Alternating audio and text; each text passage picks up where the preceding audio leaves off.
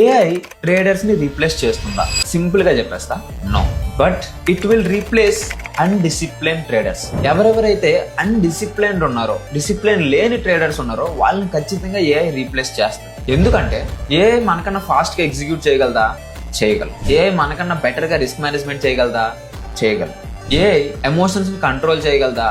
Of course చేయగలదు, ఎందుకంటే దానికి ఎమోషన్స్ ఉండవు. కానీ ఆ ఏఐ ఎలా ఆలోచించాలి, ఎలా పని చేయాలి, ఏంటి చెక్ చేయాలి అనేది చెప్పేది మనమే. దానికి లాజిక్ ని యాడ్ చేసేది మనమే. చాలా మంది ఏఐని ఎలా యూజ్ చేస్తారంటే దానికి సరెండర్ అయిపోతుంటారు. లైక్ ఎలా అంటే ఒక స్క్రీన్ షాట్ తీసేసుకొని ChatGPTకి వెళ్ళి please analyse this image and next ఏమొస్తుందో చెప్పమంటారు, బయాస్ ఎలా అని సిగ్నల్ అడుగుతుంటారు దాన్ని. సో దాని అర్థం ఏంటి? దాని ఓన్ డెసిషన్ తీసుకుంటది. ఫాస్ట్ డేటా దానికి తెలియదు. జస్ట్ ఒక 4-5 లైన్స్ ఇచ్చేసి దానికి చెప్తే అది ఏం చెప్తుంది బ్రో? నేను కొన్ని యూట్యూబ్ వీడియోస్ కూడా చూసాను, సెర్చ్ చేశాను, వాళ్ళు అదే చెప్తున్నారు. చాట్ ఉంటుందంట, స్క్రీన్ షాట్ తీయాలంట, ఏఐకి ఇస్తే చెక్ చేస్తా.